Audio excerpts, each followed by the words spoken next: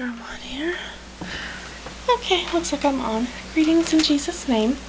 I am going to do a video here. It might take me a while, I'm guessing, from what I want to cover, but it's on kind of drafting your own head covering pattern, in particular hanging veils. A sister was talking about trying to get the shape right on something, and I'd been thinking about doing a video like this anyway, so she kind of triggered me, my memory, that that's something I'd wanted to do that maybe hopefully might be a little helpful to some of you.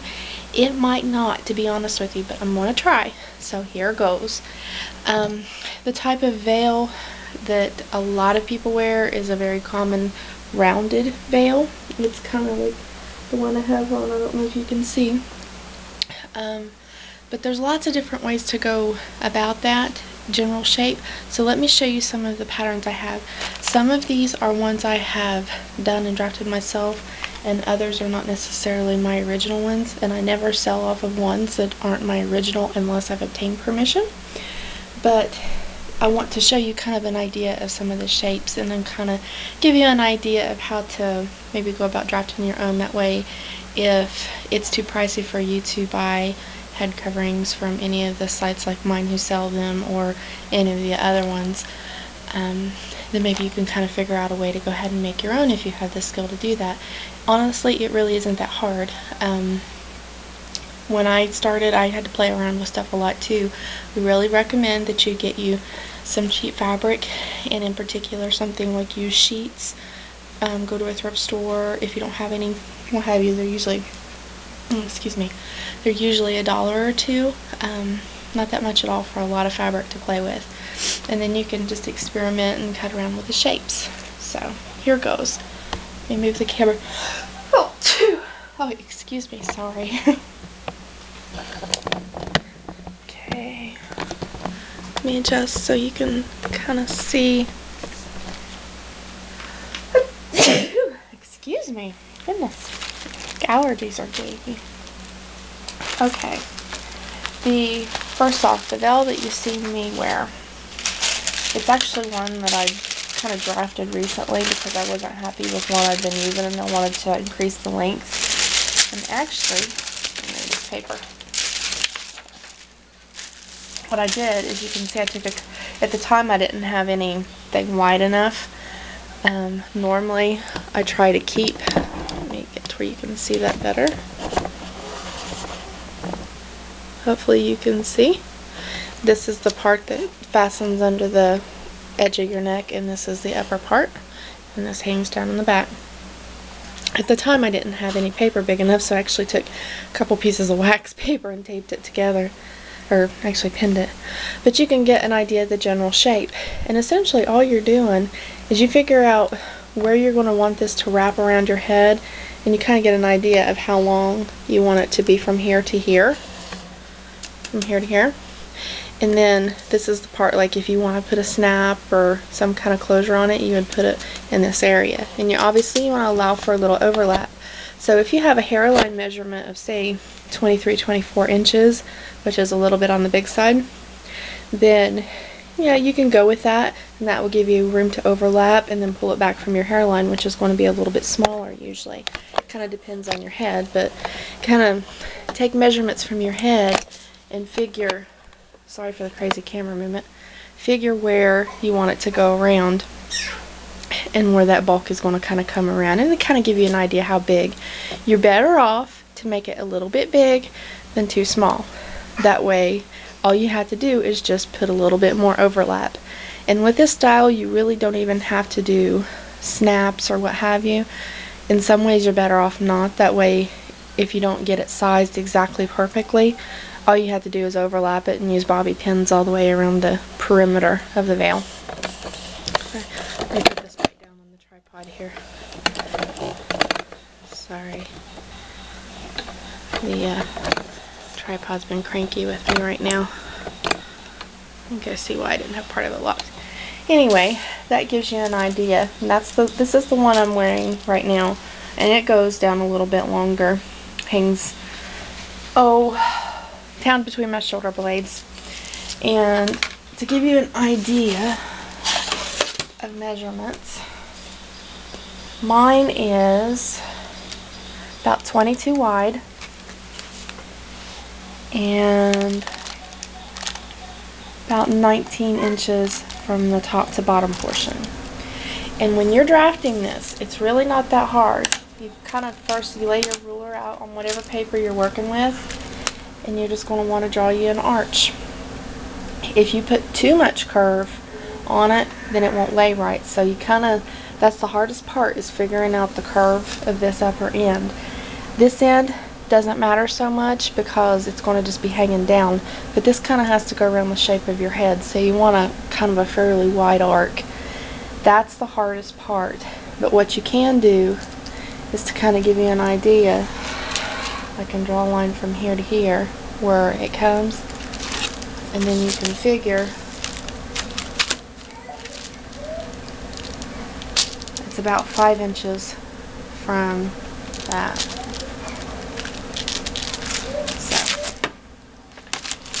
So there's your line, and if you go about 5 inches up, and you would mark that, and then you can draw your curve. I'll kind of show you what I mean on a piece of paper, only in much, much smaller. Say you want to just, you got your blank paper here and you're wanting to draft a veil like that. Lay it out, figure out how long you want it to be, and then in this particular case you can kind of go up from the middle, go up, however, far up you want it to be. In my case I did 5 inches, which is kind of a good curve. And then you see, and you do obviously want to make sure you're well centered when you do that. And then just kind of hand draw your curve, and then hand draw your curve, and then you figure, well, do I want this to be a short veil? If so, you do it like that. And that's very similar to what I have for the football veil pattern, which is not my original pattern. It's a very common Mennonite pattern. Friends Patterns has this, and I did get permission with him to sell off of it, but that's what the football veil is on my site. This right here is half of it, because I always lay that on a fold, but that is the shape, and that's why I call it the football veil. That's kind of my little nickname for it. And it's because it's literally shaped like a football, and this part right there is where it snaps under your neck. But if you want it short, which the short football veil is a shorter one, you do like that. But if you want a longer one, just maybe come down here again to your center, and then draw another line, and there you have a little bit of a longer veil. And obviously you want to do this more symmetrically, and because it's hard to get a curve perfectly symmetrical on either side, if you just do one half and get it how you like it, all you have to do is put it on a fold, or just go ahead and copy one side of the pattern to the other, so you don't have to worry about making it perfect. I'm just trying to give you the idea. And you can take this and you can make it as long as you like. If you start going longer, you want to, instead of making a perfect wide curve, you want to curve in. The reason to do that is, let me turn it over so you can see better what I mean. There's your upper curve. And then you can, of course, literally draw straight lines and then just kind of curve it off as you're going. But with this bottom, when the longer you make it, you want to be able to kind of give that little curve in effect. Not quite as pronounced as that, I'm sorry. Yeah, my lead's going. More like this. Let me erase that. Sorry for not doing this right. I'm trying, guys. Okay. But you want that curved in, and the reason why is all this right here that you don't have, that's fabric that you're saving, but more so it's weight that's not pulling down on your veil. It also doesn't, because if you have it like that, you're going to have all that extra fabric on both sides, and it's going to pull down on your veil. It's going to make it lay a little bit differently instead of laying lightly, and that's just the way I do them. Now, grant you can still very much do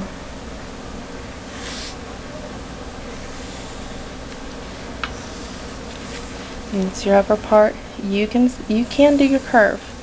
If you want to do it like a big wide football arc and just do the bottom part longer, it's truly up to you. But if you get that shape like that, it really does help to lighten the veil a little bit, which personally I like to do. It's really up to you. You can take that bad boy and you can make it as long as you like. It is entirely possible to, instead of the rounded look, you can do a straight edge on your front, and then you can do curved veils. Those are more called what are D-shaped veils for obvious reasons. And of course, if you want snaps or whatever you like, you can make ties like that. My long flowing veil has ties and it's very, very long. My front lace veil is more like that without ties, but obviously either can be altered to be whatever you like it to be. And then again, if you do little tricks like this, make your lines through there, then you can save all that fabric, get the length that you like, it still looks nice and pretty, and if you have all that fabric is not weighing down and pulling on your pins, however you have it clipped to your head.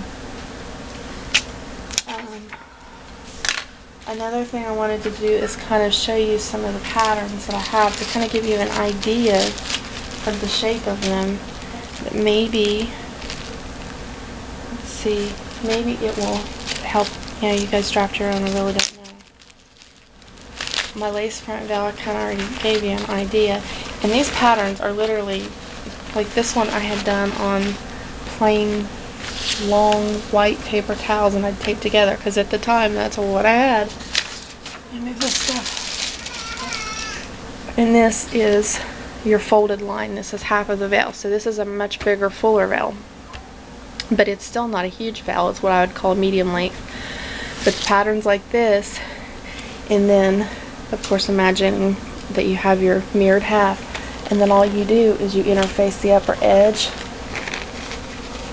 hem that down evenly, about like so, or whatever flips your switch. You can use whatever hem allowance you want on it up there.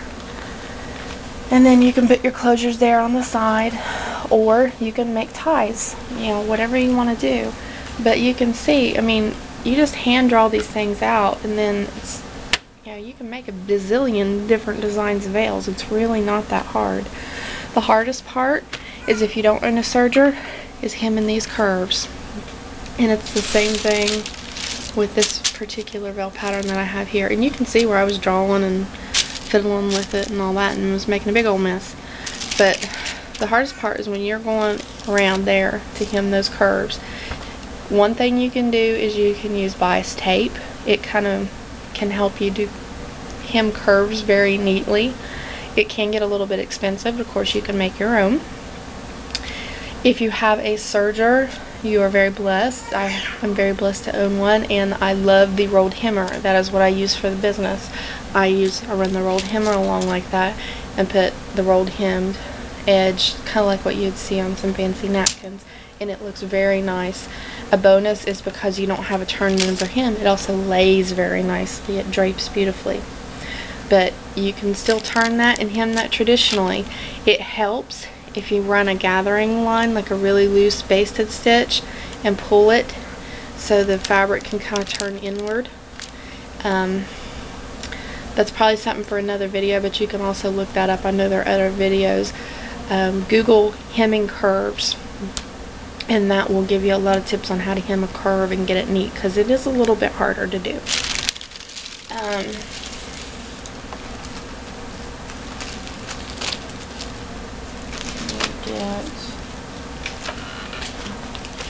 One of the longer veils that I have, long flowing veil. Here's the upper part. That's where the ties are, and they come down. And then you can see this is a very long veil. But like I talked about, when you're doing this upper part, what I do is I make this a wide block, fold it over, and I do interface this area because it's going to have a lot of pins and clips most likely put into it. I can do buttonholes. That helps to, if you want really big into hiding your pins or clips, but honestly it holds more securely if you pin or clip the edge. And if you don't interface that, they tend to wear out quicker and they just don't hold as well. So I'm big on interfacing them, but I do use lightweight interfacing. But that's essentially all you have to do, is to make your tie on a long veil.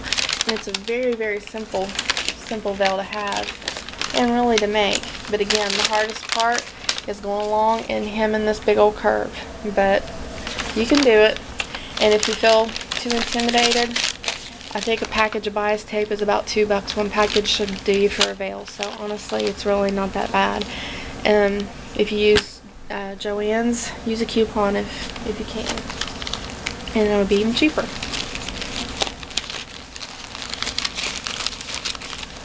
Let's see. So I showed you the football. I'll show you a veil that I had done that I made for a person. Initially I had it on my site, and then in hindsight I just really didn't like the way it laid, so I ended up taking it off. And it's the rounded tie veil. And if anybody wanted, I could still do it for them, but I didn't think it was the best design. Let's, of course, try to move these so you can see. It's folded over in half shape.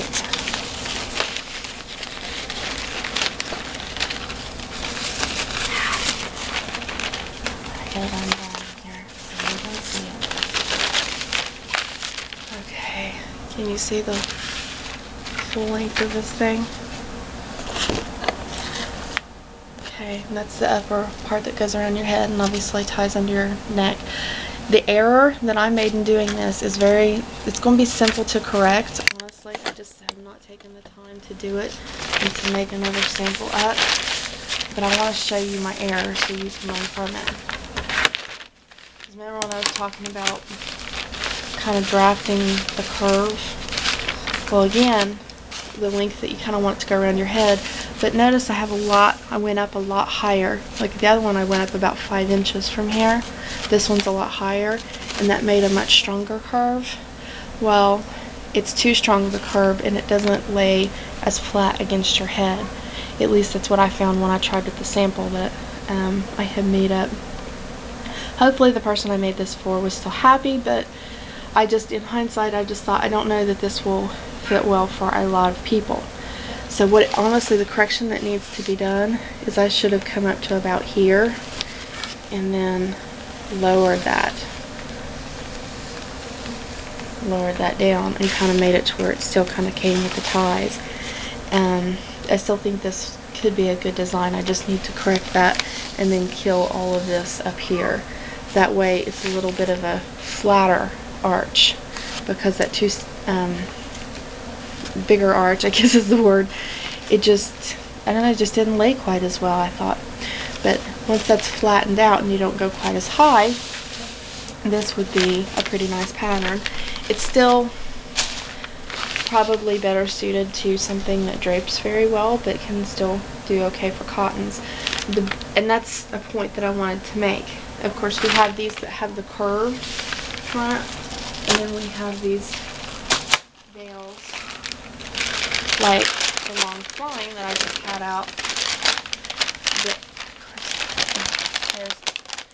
that have a flat front. These are more simple, and some people really prefer that. A lot of times I prefer it, especially if I'm trying to cover something forward of my hairline. The flat line just seems like it works better. But when you're trying to wear your veil back of your hairline and show like about an inch of hair, for some reason, veils with the front curve, they seem to do better, at least for me. It's truly a matter of preference, whatever you like and whatever you're trying to do. The benefit, though, to do curved, I think, is because if you were doing this straight, again, kind of like with that other one I was talking about, too much fabric, if this was straight across the top, then you have all this additional area that would be fabric. It's going to create more bulk, it's going to lay differently, it's going to get those wings that everybody hates. So when you curve something off, you're getting rid of excess fabric. In a case like this veil, another benefit that I could have done, instead of making, because I was trying to get a certain length, but instead of making this straight, I should have came in and narrowed that off. That way that much more weight wouldn't have been on it. Because a big enemy, I think, when you're trying to do the covering is too much weight. When you're going to pin it on your head, it hurts. That it pulls against the pins and the clips. And you want to make them as light as possible. For that matter, you want to choose your fabric as light as possible. Woven cottons, their benefit is they're cool. They breathe well, but their problem is they wrinkle a lot, and a lot of times they can be stiff until they've been washed quite a bit. It's up to you. A lot of people, of course, prefer the natural fiber. I think if you're going to go for something like that, if you pay a little bit more and buy better grade cotton, it is a good thing. A lot of times quilting shops will have better quality stuff.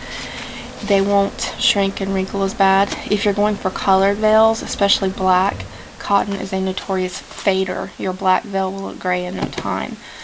For that reason, I recommend a little bit of polyester. If you can, do like a 50-50 blend.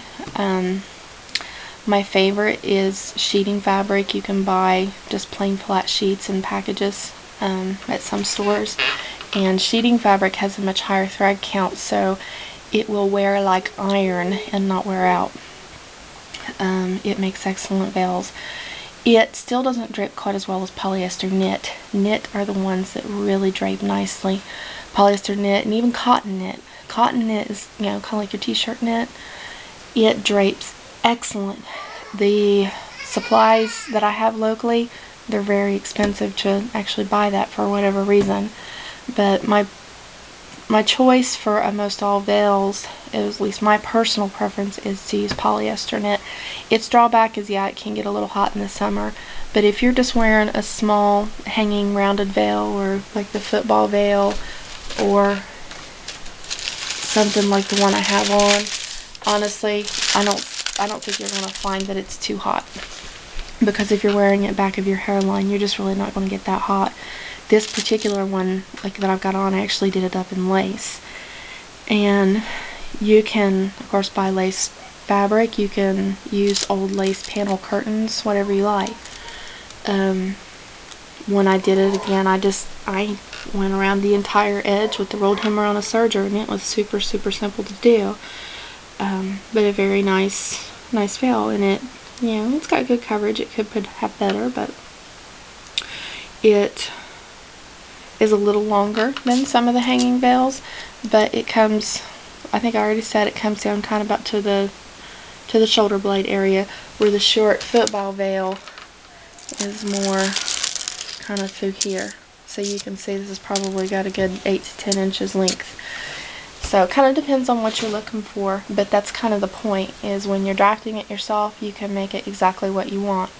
And don't be discouraged if you draft your pattern and it is nothing like you want the first few times. Keep going. I have a huge bag full of these mishmash patterns that, you know, are practically falling apart, barely holding themselves together. This isn't even all of them, but you can see my bag's full of them, and I only have just a couple. Like that one's not mine. You can see that's a nice pattern.